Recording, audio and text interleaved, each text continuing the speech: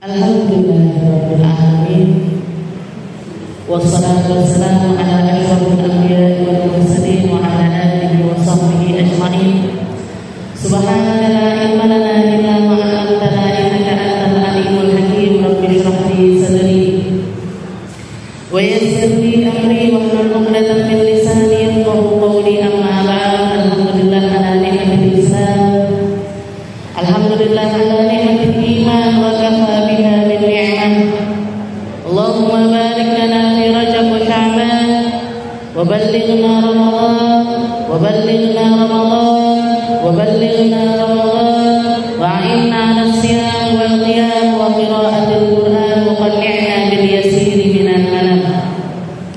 Alhamdulillah, segala puji bagi Allah Subhanahu wa taala yang mengumpulkan kita, yang menjadikan kita hamba-hamba yang dihadirkan di tempat-tempat yang dipakai untuk mengaji, yang dipakai untuk ingat-ingat, yang dipakai untuk mengenal lebih dekat, yang dipakai untuk melakukan perkara-perkara yang insya Allah akan membawa kita ke surganya, yang insya Allah akan menerangi kubur kita, yang insya Allah akan menjadikan kita hamba-hamba yang pantas untuk menerima buku-buku amal kita dengan tangan kanan kita. Dan semoga majelis-majelis ini, kumpulan ini, zikir ini menjadi penyelamat kita untuk melewati jembatan siratnya Allah Subhanahu wa taala, memberatkan amal timbangan kebaikan kita dan memasukkan kita ke dalam golongan yang selamat dan diselamatkan, di dalam golongan yang menikmati air-air minum yang rasanya luar biasa nikmat di dalam surga, yang menempati istana-istana indah bersama dengan Nabi kita Nabi Muhammad sallallahu alaihi wasallam, bersama orang-orang terkasih kita, bersama orang-orang yang ingin kita bersamai dengan mereka dunia sampai akhirat kelak. Nikmat Bu jenengan duduk di sini, nikmat jenengan punya kumpulan semacam ini, nikmat jenengan punya teman-teman yang ingin sama-sama nyari selamat, nyari nikmatnya hidup di dunia, agar kenikmatan ini juga bisa dirasakan sampai akhirat nanti. Orang-orang punya teman, kita juga punya teman-teman. Orang-orang punya kumpulan-kumpulan, kita juga punya kumpulan-kumpulan. Tapi bedanya kumpulan di sini yang dibaca Al-Qur'an, bukan historine koncone. Apa historine koncone?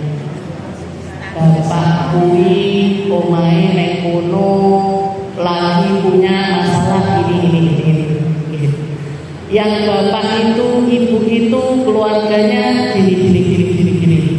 Kalau kita yang dibaca Al-Qur'an nggih toh, ndak maca status sekon. Kalau status saja nggak apa-apa, nggih. Kalau sekedar ngelihat aja nggak apa-apa. Tapi lek julid niku lho, sing boten pareng. Yang ngomongin keburukannya orang dengan rasa benci di dalam hati, dengan keinginan-keinginan yang enggak baik, atau bahkan merasakan senang kalau orang lain susah, itu yang menunjukkan bahwasanya ada banyak hal yang perlu kita perbaiki dari hati kita. Ada banyak hal yang perlu kita ketahui, kita pelajari tentang mindsetnya Nabi Muhammad sallallahu alaihi wasallam, tentang pola pikirnya Nabi Muhammad sallallahu alaihi wasallam, tentang cara penyelesaiannya Nabi Muhammad sallallahu alaihi wasallam. Karena yang membuat Nahdlatul Islamiyah, yang membuat Islam ini bangkit, yang membuat Islam ini menjadi tinggi, yang membuat Islam ini menjadi jalan penyelamat bagi orang secara bergerombolan, itu karena mereka memahami betul makna perkataan Allah Ta'ala yang mengatakan Ati'ullah wa ati'ur Rasul. dan taatilah Rasulullah. Taatlah sama Allah, jangan pilih-pilih taat. Lakukan apa yang dilakukan oleh Nabi Muhammad, jangan pilih-pilih kelakuan. Jangan pilih-pilih kelakuan. Atiullah wa atiur rasul. Di dalam ayat yang lain Allah Ta'ala juga mengatakan, fala wa rabbuka la yu'minuna hatta yuhakkimuka fima syajara bainahum. Wahai Muhammad, tidak bersempurna iman seseorang sampai mereka menjadikan kamu sebagai hakim pemberi keputusan atas setiap hal yang ingin mereka lakukan. Perginya kita, pulangnya kita, keluarnya harta kita atau penahanan harta kita, mau ke sini, mau ke sana. Saya mau menyekolahkan anak, gimana ya? Saya mau didik anak, caranya gimana ya? Saya mau ngobrol sama suami saya, gimana caranya ya? Saya mau bakti sama orang tua, seperti apa ya caranya? Siapa yang jadi hakim pemberi keputusan atas setiap hal yang ingin kita laksanakan ini? Kalau kita orang iman, kalau kita orang Islam, yang jadi panutan utamanya adalah Nabi Muhammad sallallahu alaihi wasallam. Kira-kira kalau Nabi Muhammad ada, nyekolahkan anaknya di mana ya? Di tempat itu kita nyekolahkan anak kita. Kira-kira Nabi Muhammad kalau sore-sore hari Jumat kayak gini ngapain ya? Oh, Nabi Muhammad zikiran, baca Al-Quran. Oh, saya juga sore-sore hari Jumat di An-Najah dibuka tempat, bisa ngaji Quran, bisa hataman Al-Quran, bisa baca Yasin, tahlil, ditambahi dengan pengajian. Tak datang ke sana biar nambah-nambah taunya saya tentang Nabi, biar tambah ngerti gimana caranya menyelesaikan masalah-masalah di dalam kehidupan saya. Jadi yang jadi hakim Nabi Muhammad bukan orang lain, yang diikuti Nabi Muhammad bukan orang lain, yang ditapai, diteladani Nabi Muhammad bukan orang lain. Bukan seperti orang-orang zaman sekarang yang sekarang yang lagi viral apa ya? Saya gerutu-gerutu gitu semuanya. Oh, yang lagi ngetren apa ya? Gerutu-gerutu gitu semuanya. Gak akan terombang-ambing hidup kita kalau kita kenal sama Rasulullah Sallallahu Alaihi Wasallam. Gak akan ada masalah yang sampai mendapatkan kebuntuan kalau kita tahu seperti apa akhlaknya, cara pemutusan masalahnya seperti yang dilakukan oleh Rasulullah Sallallahu Alaihi Wasallam. Mungkin tambah terus ilmu kita, mungkin tambah terus keberkahan untuk hidup kita.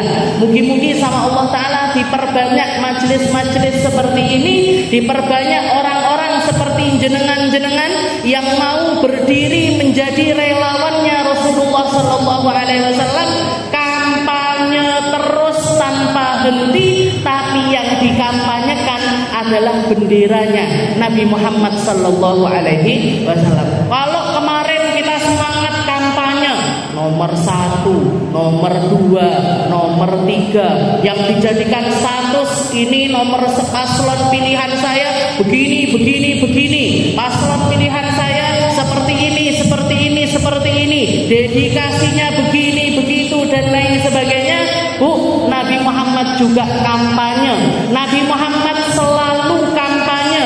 Nabi Muhammad selalu membutuhkan relawan-relawannya untuk terus mensyiarkan agamanya Allah Subhanahu wa Ta'ala. Daftarnya di mana Ustazah? Kalau mau jadi relawannya Nabi, daftarnya di mana?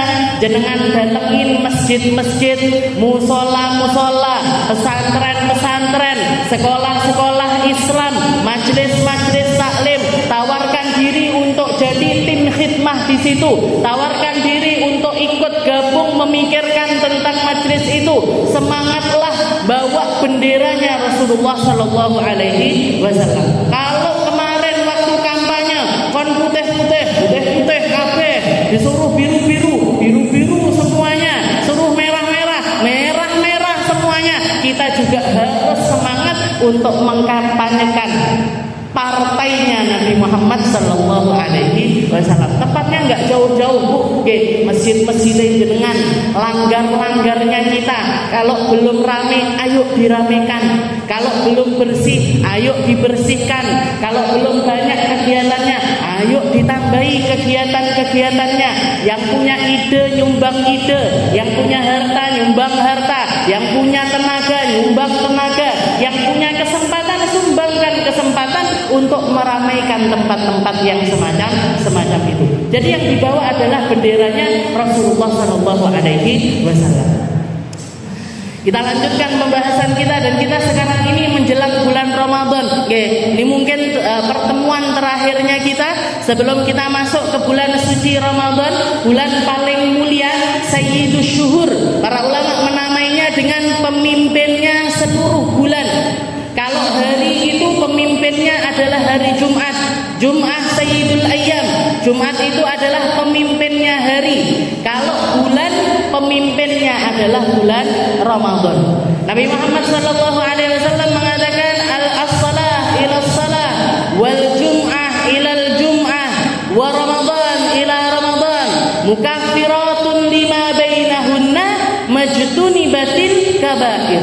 Katanya Nabi, antara salat satu dengan salat yang lain, antara Jumat satu dengan Jumat yang lain, antara Ramadan satu dengan Ramadan yang lain, mukaffiratun lima bainahunna, adalah pembersih dosa, adalah tempat, adalah waktu di mana Ramadan satu akan membersihkan apa yang ada di antaranya, majtunibatil kabair, selama kita menghindari dosa-dosa besar.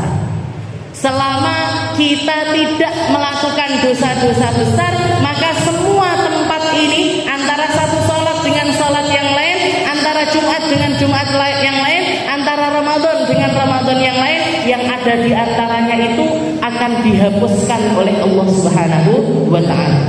Jadi ka'annaha syuknah. Jadi Ramadan ini sudah semacam ces-cesan.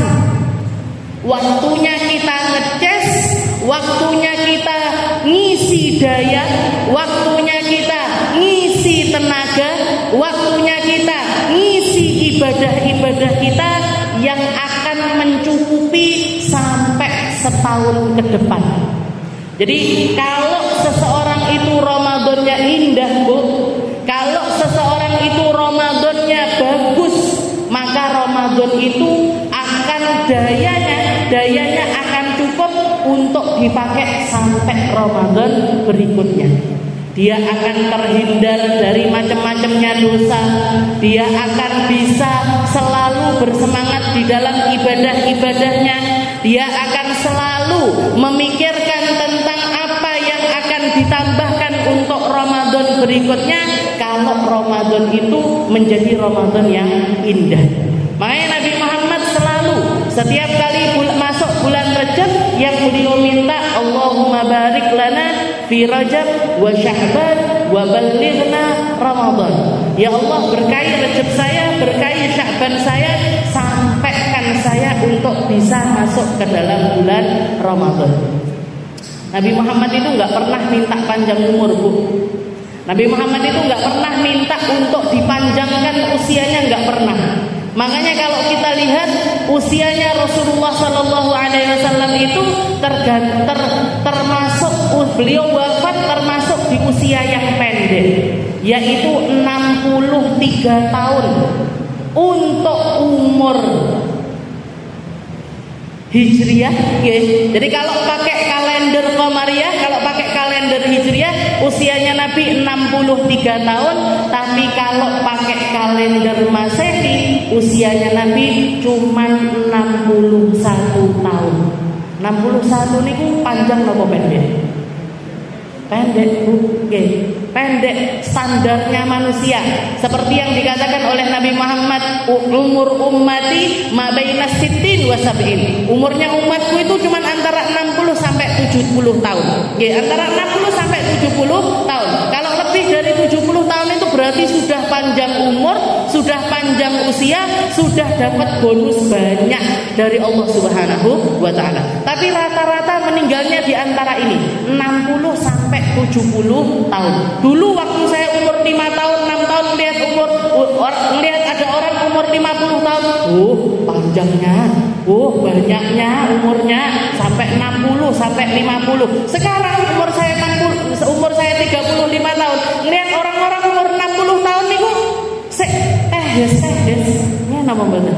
Nggih, lek perempuan yo bibirnya ya masih lipstiknya merah, kuning, enggak kuning ya. Merah, maksudnya masih terjaga sehatnya, masih kuat gitu. Di sini saya yakin yang umur 60 tahun juga lumayan banyak. Jenengan masih saya ada satu jamaah waktu pengajian di kampung dalam niku. Rumahnya sana ringin itu masih terus sekali. Usianya 77 tahun. Nggih, usianya 77 tahun. Bu, jenengan kesini nih teh nopo? Beda motoran saja. Naik motor, umurnya 77 tahun. Kalau saya katakan, Bu, jenengan apa nggak ada yang ngantar? Ada, tapi saya lebih senang naik motor, bebas kemana-mana. Bahkan saya sering saja berangkat sampai ke Ngunut naik motor. Kalau lagi boring, ya istilahnya lagi pengen gabut, nggak tahu mau ngapain, berangkat sampai ke Kediri. Umur 77 tahun ke Kediri naik motor. Jangan bayangkan. Berarti nopo? Saya kuat, masih kuat. Ada orang-orang yang usia segitu itu masih dikuatkan.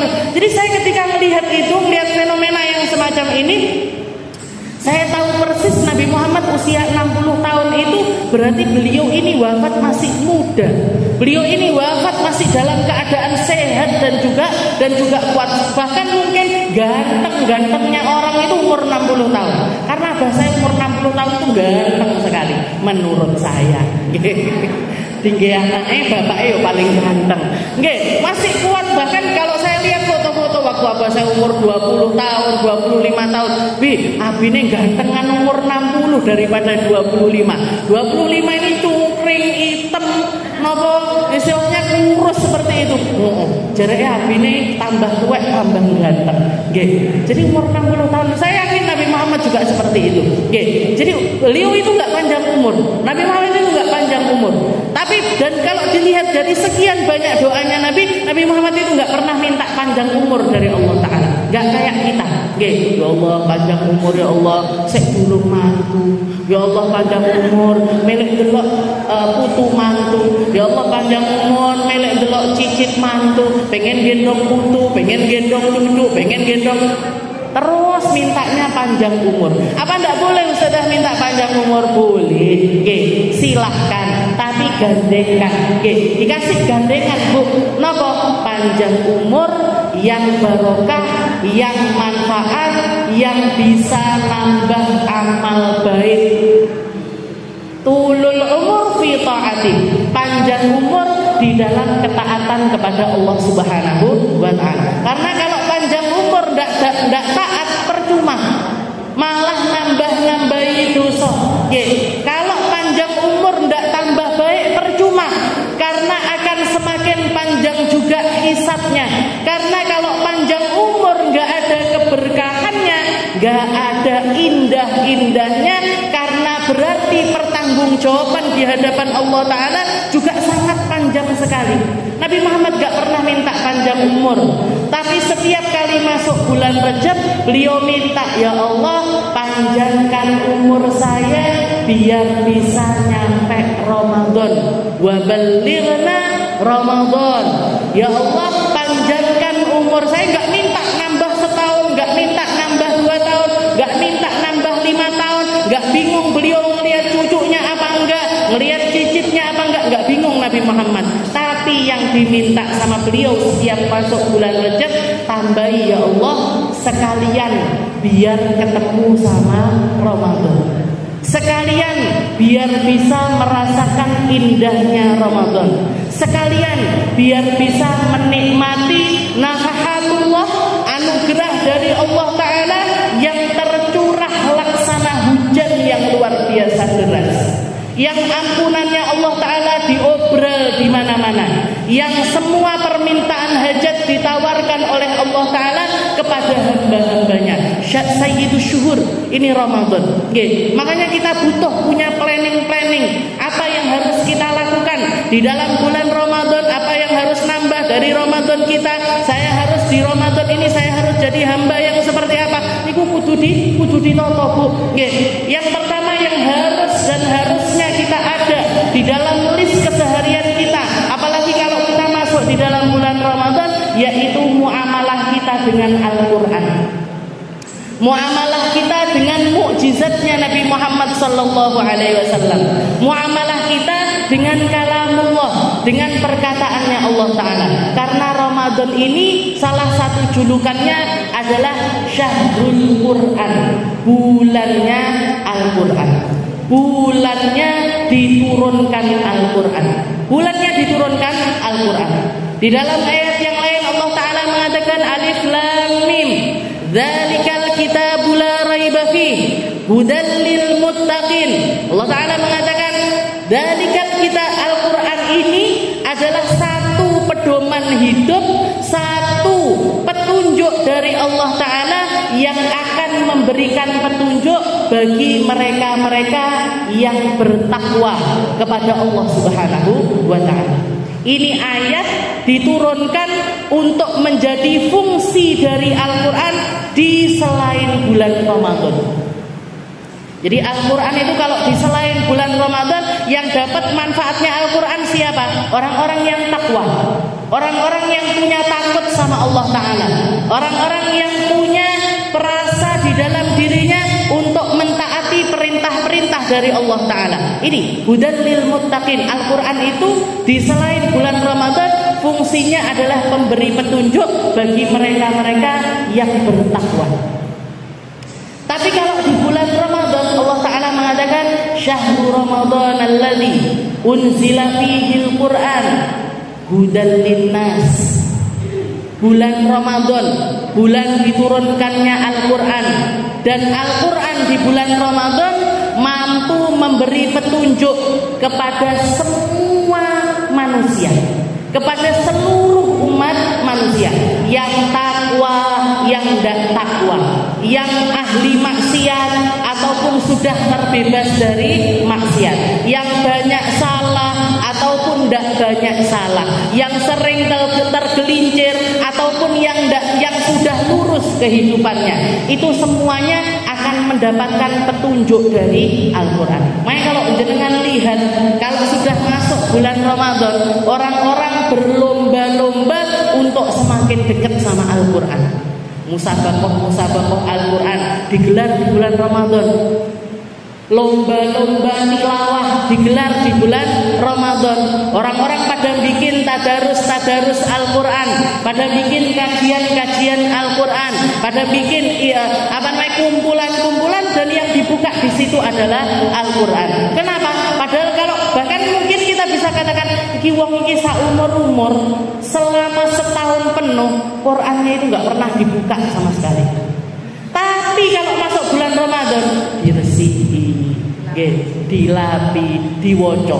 Meskipun kadang-kadang mocane sedina, rong dina, karena ditekekne. Banyak yang model kayak gini. Tapi manfaatkan momen ini untuk kita lebih dekat dengan Al-Quran, karena Al-Quran di bulan Ramadan fungsinya pemberi hidayah bagi semua orang. Dan Nabi Muhammad SAW setiap kali masuk bulan Ramadan, beliau punya jadwal khusus untuk tadarus Al-Quran serta ngaji tentang Al-Quran sama malaikat Jibril secara langsung. Makanya kalau kita jangan lihat Al-Quran itu tidak cuma satu versi, tapi ada yang namanya qiraah sab'ah, ada yang namanya qiraah asyrah. Ada bacaan Al-Quran 7 versi, ada bacaan Al-Quran 10 versi. Jadi kalau dengar ada orang baca Quran, kok aneh nih, kok nggak kayak bacaan saya, kok nggak kayak yang familiar di telinga saya, jangan kesusum mencap itu aliran sesat, tapi barangkali itu adalah qiraah yang lain lagi. Jadi ada 7 macam qiraah yang masyhur. Yang lebih nggak masyhur adalah 10 macam qiraah. Kenapa? Karena Nabi Muhammad setiap kali masuk bulan Ramadan niku setoran Al-Quran sama malaikat Jibril. Dan kalau dilihat dari usianya Nabi Muhammad ketemu sama bulan Ramadan yang sudah diwajibkan puasa untuk beliau itu 9 kali. 9 kali Ramadan Nabi Muhammad ketemu, 9 kali Ramadan yang beliau temui, dan di akhir usianya di Ramadan terakhirnya Nabi Muhammad selama 1 bulan setor Al-Quran sama malaikat Jibril 2 kali. Makanya ada yang namanya qiraat asyraf, 10 macam qiraat cara baca Al-Quran. Seperti yang beliau ceritakan kepada Sayyidah Fatimah, ya Fatimah, donantu anna fi hadhihi sanah, wahai Fatimah, saya kira di tahun inilah Allah Ta'ala akan mencabut umur saya, akan ngambil saya, akan mencabut roh saya, wahai Fatimah. Kenapa wahai ayah?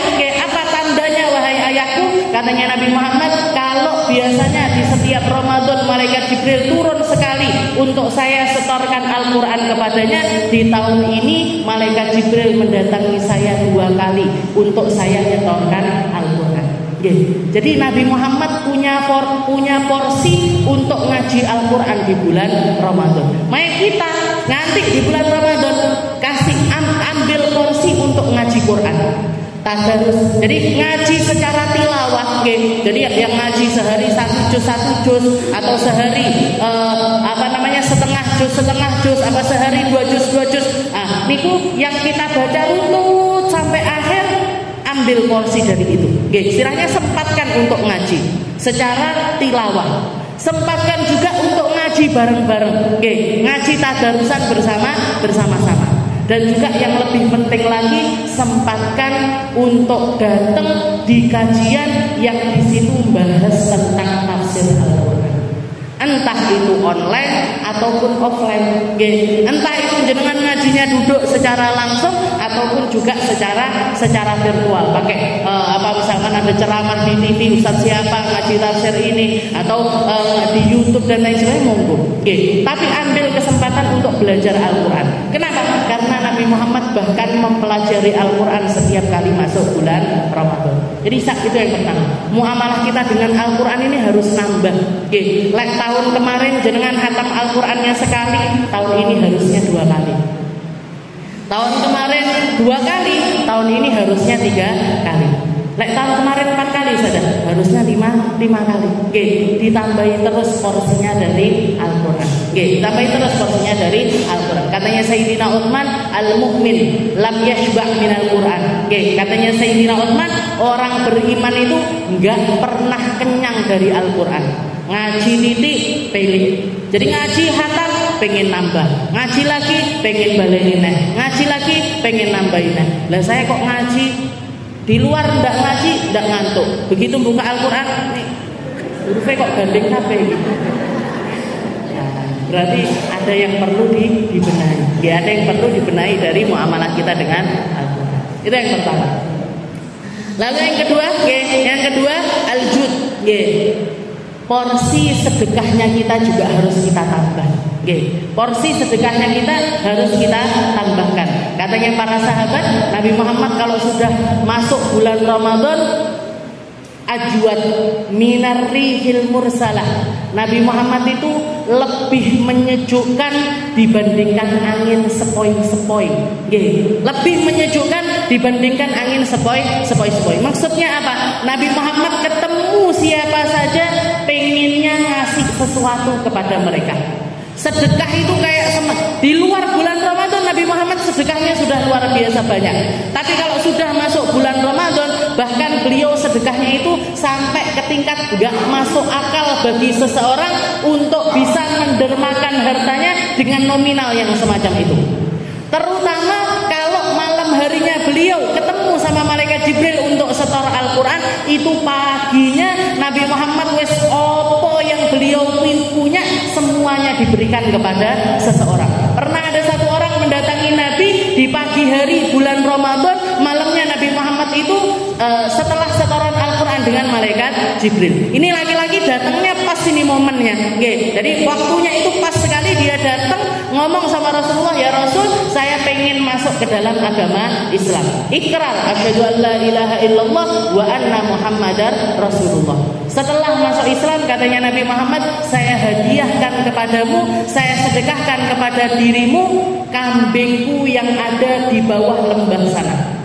Kambingku yang ada di bawah lembah sana. Dikira katanya laki-laki itu mungkin dia Nabi Muhammad pengen ngasih hadiah sama dia, mungkin kambing 1, 2, apa 3 lah paling banyaknya.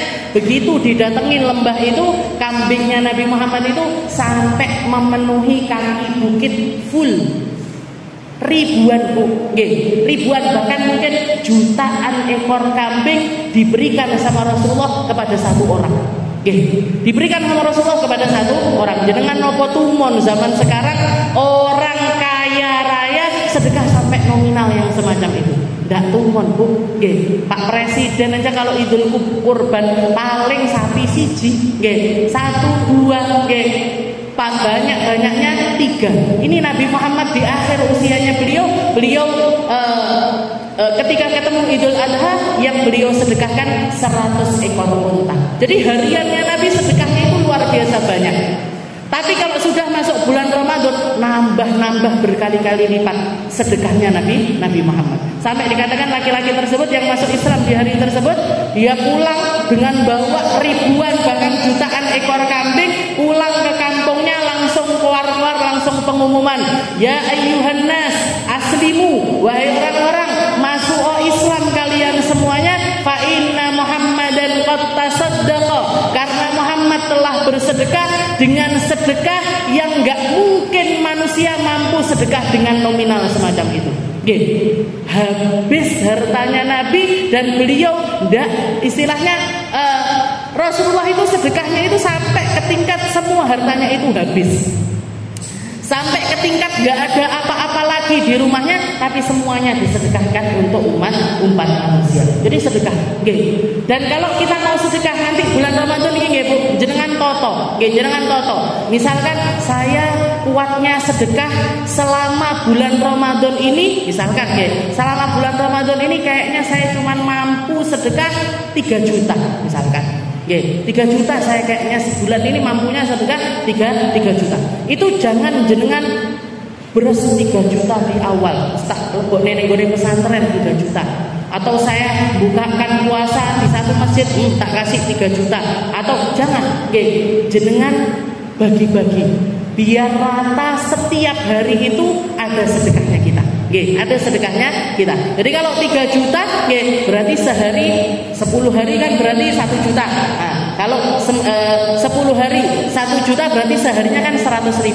Berarti hari pertama 100.000, hari kedua 100.000, hari ketiga 100.000. Jadi nanti sampai hari ke-30 ada 30 kali sedekahnya kita dengan nominal 100.000. Gak kuat misalnya kayak 3 juta, wes 300.000. 300.000 berarti berapa? Sehari 10.000, tapi roto selama 1 bulan. Karena apa? Karena inti dari Ramadan ini yang ingin dididikkan sama Allah Ta'ala. Kenapa kok kita setiap tahun itu diketemukan sama Ramadan, puasanya 30 hari, tarawehnya 30 hari. Kenapa kok dibikin sama Allah Ta'ala seperti itu? Biar umat Islam ini terbiasa dengan yang namanya disiplin, atau yang lebih kita kenal dengan kalimat istiqomah. Yang lebih hebat dari ibadahnya itu istiqomah ini Bu. Istiqomahnya kita untuk kalau taraweh full 30 hari ada tarawehnya. Kalau sedekah full setiap hari ada sedekahnya. Kalau ngaji full 30 hari itu ada ngajinya. Jadi yang lebih penting dari ibadah kita adalah istiqomahnya kita. Istiqomahnya kita. Jadi jenengan bagi nih. Lebih utama lagi kalau jenengan sedekahnya ditaruhnya di malam hari. Lebih afdol lagi kalau kita taruh di malam hari. Karena ibadah malam sama ibadah siang itu jauh berbeda. Jauh berbeda. Jadi yang pertama muamalah kita sama Al-Quran harus ini nambah. Yang kedua sedekahnya kita. Sedekahnya kita di bulan Ramadan. Diporo, dibagi semuanya biar rata. Dan yang ketiga tatabu layali. Jadi nyari ampunannya Allah Ta'ala di setiap malam-malam Ramadan. Di setiap malam-malam Ramadan. Yang paling utama dari malam-malam itu adalah hari pertama Ramadan dan hari akhir Ramadan. Hari awal Ramadan, malam yang paginya kita belum puasa tapi malamnya kita sudah tarawih. Para ulama menamai awalul lailah min Ramadan bilailatin nadhrah. Dikatakan malam pertama Ramadan itu dikasih julukan sama para ulama itu dengan malam pandangannya Allah. Di mana malam itu Allah Ta'ala melihat kepada semua umatnya, kepada semua umat Islam, dilihat, diperhatikan sama Allah Ta'ala. Wa man nadharallahu ilaihi lam yu'adzibhu abada. Kalau orang ini kena atau dapat pandangan rahmatnya Allah, maka Allah tidak akan pernah tega untuk mengadab orang tersebut. Akan dihindarkan dari api neraka, bahkan dihindarkan dari segala macam kesusahan. Makanya dinamakan dengan nama Lailatul Nadhrah, yang kebanyakan orang meremehkan dengan malam itu. Jangan lek malam hari itu belum puasa, tapi malamnya sudah tarawih, kira-kira di waktu maghrib niku jenengan ngapain? Adus segen gitu. Toto ruwe iki, sajadahe iki. Akhirnya sesuatu yang lebih prioritas itu hilang. Napa yang lebih prioritas? Para ulama ngasih amalan kalau malam pertama Ramadan itu sempatkan untuk membaca surat Al-Fatah. Inna fatahna laka fatham mubina niku enggak panjang Bu, paling cuma 2 lembar setengah. Lek jenengan lancar ngajinya paling 10 menit 15 menit insyaallah sudah selesai. Sempatkan untuk baca surat Al-Fatah. Ini amalan dari Habib Salim Asy-Syadzili dan juga para ulama-ulama banyak yang mengamalkan amalan tersebut. Jadi malam pertama dari Ramadan. Kapan Ustazah? Habis maghrib boleh, habis pulang tarawih boleh, mau tidur boleh, pas sahur boleh. Pokoknya di malam pertama Ramadan itu sempatkan untuk baca surat Al-Fatah. Sambil kita niatkan, ya Allah, mugi-mugi berkahnya Ramadan ini terbuka untuk kita. Mugi-mugi ibadahnya Ramadan ini terbuka untuk kita, khusyuknya Ramadan terbuka untuk kita, munajatnya Ramadan terbuka untuk kita, dermawannya Ramadan terbuka untuk kita. Biar apa? Biar semua hal baik-baik itu pintunya sudah buka, kita tinggal memasukinya. Kita tinggal memasuki. Karena pilihannya kan banyak, pilihannya amalan Ramadan itu kan macam-macam. Buka dhisik. Sing penting kuncinya dibuka dulu, nanti kita tinggal masuk. Kunci kajian kita masuk, kunci ilmu kita masuk, kunci zikir kita masuk, kunci puasa kita masuk, kunci bangun malam kita masuk, kunci orang-orang berzikir kita masuk, kunci orang baca Quran kita masuk dulu. Jadi dibuka dengan baca surat Al-Fatah. Itu malam pertama Ramadan. Setelah itu juga yang malam terakhir dari Ramadan. Malam terakhir Ramadan itu juga orang banyak yang lalai di malam tersebut. Biasanya jenengan wis masang-masang gorden, nyapu-nyapu rumah, noto-noto rodong. Ibu-ibu kan ada. Rodong wis ditoto kabeh, mening semuanya, karpete opo yo, gordene sing warnane opo. Bahkan yang enggak kepikir niku kepikir di malam terakhir Ramadan. Sesuk ibondo. Orang-orang banyak datang ke rumah. Tanaman harus rapi, rumah harus rapi, jeding kudu rapi, kamar kudu rapi. Bahkan saya yang heran itu ibu-ibu sampai kolong-kolongnya ini diresiki kabeh. Kalau sudah mau menjelang Ramadan. Menjelang akhir dari Ramadan atau besoknya itu kita lebaran. Sedikit yang sudah hadir di masjid itu tinggal sedikit. Dan kebanyakan orang tua-tua.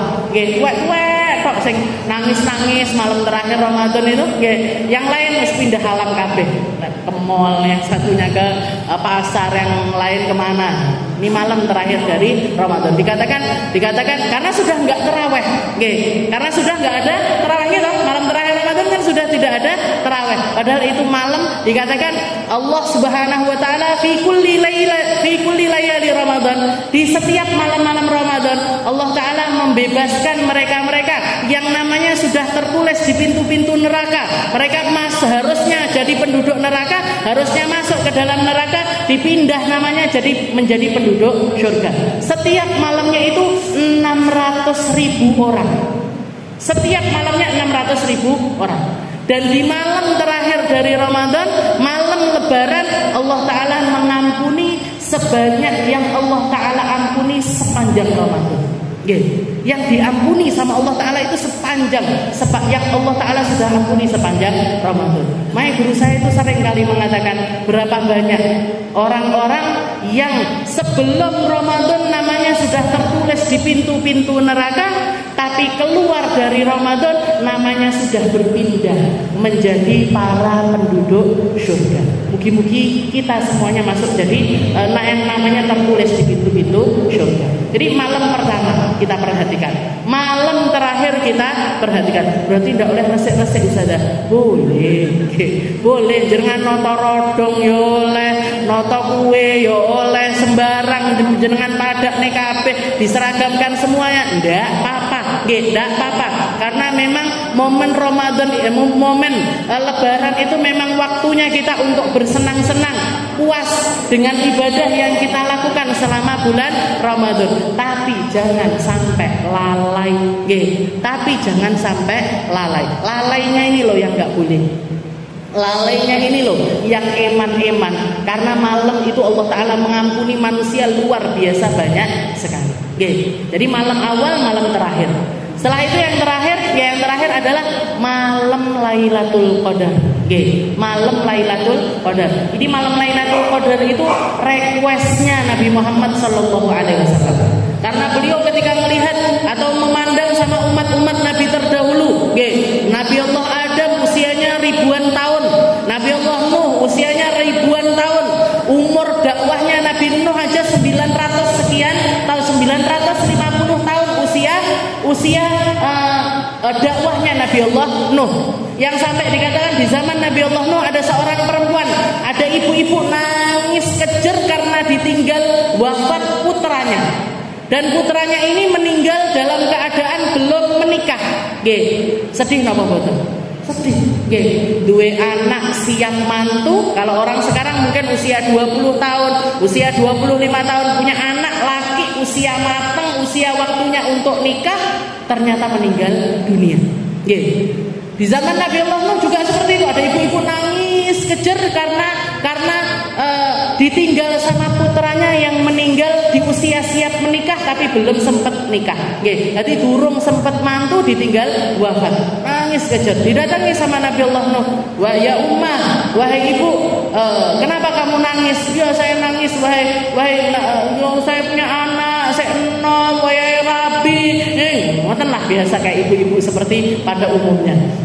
Maka Nabi Nuh mengatakan kepada ibu tersebut, wahai ya ummah, wahai ibu, tahu nggak kamu nanti ada satu zaman, berapa usia anakmu, berapa usia putramu? Kamu bersama hidup tinggal sama anakmu ini berapa tahun? Iya, anak saya baru berumur 250 tahun. Anak saya Joko usianya baru 250 tahun. Baru 250 tahun. Karena mayoritas orang zaman itu usianya 1000-an tahun, ribuan tahun. Anak saya baru berusia 250 tahun. Maka Nabi Allah Nuh menghibur perempuan tersebut dengan mengatakan, ya ummah, ketahuilah nanti di akhir zaman ada orang-orang, ada manusia-manusia yang sama Allah Ta'ala itu cuman dikasih umur antara 60 sampai 70 tahun. 60 sampai 70 tahun. Jadi mereka kalau tinggal bersama putranya dengan anak-anaknya, hidup sama keluarganya itu maksimal cuman 40 sampai 50 tahun saja. Maka ibu itu yang pertamanya nangis langsung kaget, diseka air matanya. Setelah itu mengatakan, ngono yo sempet bangun rumah. Ngomong sama Nabi Nuh gitu orang-orangnya sempet bangun rumah, sempet. Bahkan rumahnya besar-besar. Gitu ya sempet nyari harta. Iya, bahkan mereka numpuk harta. Gitu ya sempet untuk bersenang-senang, makan enak, minum enak, berpakaian enak. Iya, sempet. Bahkan banyak di antara mereka yang hidup dengan keadaan yang semacam itu. Memangnya kenapa? Kalau aku jadi mereka, aku tidak akan pernah punya pikiran untuk bangun rumah, gak akan pernah punya pikiran untuk makan makanan enak, minum minuman enak dan lain sebagainya. Saya akan memilih untuk tinggal di bawah pohon, dan saya habiskan seluruh usia saya untuk beribadah kepada Allah Subhanahu wa Ta'ala. Karena waktu mereka pendek kesempatan mereka pendek. Nggih. Jadi yang ditanya, sempat bangun rumah. Nah, kalau tahu sekarang zaman sekarang, ya omahnya gede-gede, gitu. Omahnya akeh-akeh bahkan. Jadi sempat gitu bangun rumah. Di jawaban perempuan yang polos ini mengatakan yang semacam itu. Jadi kita ini punya usia pendek. Nabi Muhammad pun kepikiran atas hal tersebut. Usianya nabi-nabi terdahulu umurnya panjang-panjang, otomatis sholatnya yo akeh, ketemu sama waktunya sholat juga banyak, kesempatan untuk taubatnya panjang, kesempatan untuk ibadahnya panjang. Terus piye ya Rasul? Umatku ini nanti gimana? Mereka caranya untuk bisa setara dengan umat-umat terdahulu di dalam ibadah ini gimana? Jadi requestnya Nabi Muhammad kepada Allah Subhanahu wa taala, permintaannya Nabi kepada Allah Subhanahu wa taala. Maka Allah taala manggil Nabi Muhammad dan memberikan hadiah berupa malam Lailatul Qadar yang Allah taala sembunyikan di malam-malam Ramadan. Bisa di awal Ramadan, bisa di akhir Ramadan, bisa di tengah Ramadan, disembunyikan di malam-malam Ramadan. Tujuannya untuk apa? Biar kita semangat di setiap malamnya. Lailatul khairun min alfi syahr. Satu malam yang nilai ibadahnya setara dengan 1000 bulan. Jadi jenengan sedekah malam itu kayak sedekah 1000 bulan. Jenengan sholat 2 rakaat malam itu kayak sholat 1000 bulan. Jenengan melakukan ibadah apapun di malam tersebut, hadiahnya atau pahalanya dari Allah Ta'ala setara dengan pahala 1000 bulan. Nilai ibadahnya seperti 1000 bulan. Sayyidah Aisyah pernah nanya sama Nabi Muhammad, ya Rasul, in ana adraktum Lailatul Qadar, kalau saya ketemu sama malam Lailatul Qadar, famadza aqul? Apa yang harus saya ucap ya Rasul? Apa yang harus saya baca ya Rasul? Maka Rasulullah mengatakan, quli, katakan atau ucapkan, bacalah doa, Allahumma innaka afuun tuhibbul afwa fa'fu anna. Allahumma innaka afuun tuhibbul afwa fa'fu anna. Ya Allah, jenengan adalah zat yang maha mengampuni, maka ampuni kami. Ya Allah, jenengan zat yang maha ngasih pengampunan, maka ampunilah setiap doa kami. Allahumma innaka afuun tuhibbul afwa fa'fu anna. Nah, ini kalau kita baca setiap malam di bulan Ramadan, maka pastinya salah satunya ketemu sama malam Lailatul Qadar. Dan malam Lailatul Qadar itu momennya enggak cuma tengah malam, Bu, tapi mulai dari maghrib sampai pagi. Dari mulai maghrib sampai subuh itu semuanya termasuk di dalam kategori Lailatul Qadar. Yang penting malam nepati dengan Lailatul Qadar. Dan para ulama mengatakan ini seringkali terjadi, malam Lailatul Qadar itu seringkali terjadi di 10 hari yang terakhir, di malam-malam ganjilnya. Malam 21, malam 23, malam 25, malam 27, atau malam 29 hari Ramadan. Seringnya seperti itu. Makanya kalau kita lihat masjid-masjid nanti ada malaman atau iktikafan di malam-malam ganjil tersebut. Betul apa? Ini adalah usahanya kita sebagai manusia sebatas dengan pengetahuan kita untuk nyari menggapai rahmat dari Allah Subhanahu wa taala. Jadi malam awal kita perhatikan, malam akhir kita perhatikan, dan juga kita cari momen-momen dari Lailatul Qadar. Ini yang diajarkan sama Nabi Muhammad sallallahu alaihi wasallam. Jadi di waktu kita yang sedikit, di Ramadan kita yang pendek, yang ketemunya cuma setahun sekali, kita minta sama Allah Ta'ala, ya Allah, mugi-mugi Ramadan ini jadi Ramadan yang terbaik. Ramadan ini jadi Ramadan yang penuh dengan keberkahan. Ramadan ini dibukakan setiap pintu kebaikan untuk kita semuanya. Ramadan ini akan menjadi kuncinya kita agar selalu bisa semangat untuk hari-hari setelah Ramadan. Karena Nabi Muhammad beliau hidup seakan-akan yang sering kali dikatakan sama Nabi Muhammad, kalau manusia itu tahu fi Ramadan, dengan apa yang Allah Ta'ala berikan kepada umatnya di bulan Ramadan, mereka latamanna Ramadan kullah, mereka akan pengen setahun penuh itu isinya sama Ramadan. Tapi berhubung Ramadan ya sekali setahun adanya cuman sekali, maka jangan sampai Ramadan ini jadi Ramadan yang bikin kita tambah jauh, bukan tambah dekat. Karena sebagaimana pahalanya luar biasa banyak, atau kebaikannya luar biasa banyak, yang nggak pengen sama kebaikan juga jauhnya itu juga cepat jauhnya itu akan cepat kalau ketemu sama Ramadan. Seperti yang didoakan malaikat Jibril, doa Nabi Muhammad yang mengaminkan, ya Muhammad man adraka Ramadan, wahai Muhammad, kalau ada orang ketemu Ramadan walam yughfarlah, dan dia tidak dapat ampunannya Allah, tidak dapat kebaikan dari bulan Ramadan, ashatallahu alaihi wa abghadahu, dikatakan Allah Ta'ala akan murka sama hamba tersebut, dan hamba itu akan menjadi hamba yang terhina. Kenapa? Malaikat Jibril doa seperti ini dan Nabi Muhammad mengaminkan, amin. Amin.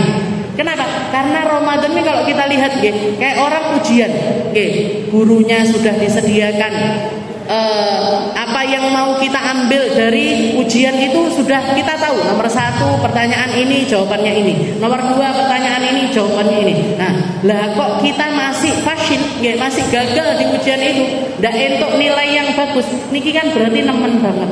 Kita tahu Ramadannya tanggalnya pasti, harinya pasti, waktunya pasti, dan kita tahu persis apa yang harus kita lakukan di bulan Ramadan untuk meraih apa yang Allah Ta'ala berikan untuk kita. Lah kok awake dhewe ndak gelem, niki kan berarti nemen banget. Nemen parah sekali. Maka ini yang harus kita hindari. Makanya sama Allah Ta'ala ditartib dan dicontohkan sama Nabi Muhammad SAW sedemikian rupa agar kita tinggal mengikuti apa yang dilakukan sama Nabi Muhammad SAW. Mungkin sama Allah Ta'ala dikasih panjang kita sampai Ramadan ini. Ramadan ini ketemu sama Ramadan berikutnya, ketemu lagi sama Ramadan berikutnya, dalam keadaan sehat, dalam keadaan kuat, dalam keadaan iman dan Islam kita selalu bertambah, dalam keadaan istiqomah kita juga selalu ditambah, dalam keadaan hati kita semakin indah dan semakin indah, akhlak kita tambah baik, cara pandang kita tambah baik, langkah kaki kita melangkah ke tempat-tempat yang baik, dan sehingga semua apa yang Allah Ta'ala berikan kepada kita bawa berkah untuk kehidupan dunia akhirat kita. Bukan cuma kita, tapi juga suami kita, anak-anak kita, orang-orang yang kita cintai, orang-orang yang saudara-saudara kita, semoga semuanya juga dapat keberkahannya dari Ramadan, bisa nemui Ramadan dalam keadaan siap zahir batin, dalam keadaan hatinya nyari ampunan serta ridho dari Allah Ta'ala, ditambah seriusnya, ditambah mujahadahnya, ditambah prasangka baik kita kepada Allah Subhanahu wa Ta'ala, sehingga Allah Ta'ala pun juga akan memberikan kepada kita segala sesuatu yang terbaik. Semua yang kita dapatkan sesuai dengan niatan kita, semua yang kita dapatkan sesuai dengan harapan-harapan kita, semua yang kita dapatkan sesuai dengan apa yang kita cita-citakan. Maka bercita-citalah dengan cita-cita yang tertinggi, mintalah dengan sesuatu yang tertinggi, mintalah dengan perkara-perkara yang tertinggi, yaitu kedekatan dengan Nabi Muhammad SAW di dalam surga Al-Firdausul A'la, di Firdaus yang tertinggi. Dan semoga sama Allah Ta'ala semuanya dikasih sehat zahir batin, dikasih berkah di dalam hartanya, dikasih berkah di dalam umurnya, dikasih berkah di dalam setiap hal yang kita lakukan. Dan semoga Allah Ta'ala memberikan kepada kita keadaan akhir yang terbaik, mati dalam keadaan husnul khatimah, mati dalam keadaan penuh dengan ridho dan juga rahmat dari Allah Subhanahu wa Ta'ala. Ala hadhihi niyyah wa ala niyatil salihah wa ila hadratin Nabi Muhammad sallallahu alaihi wasallam bisirril Fatihah.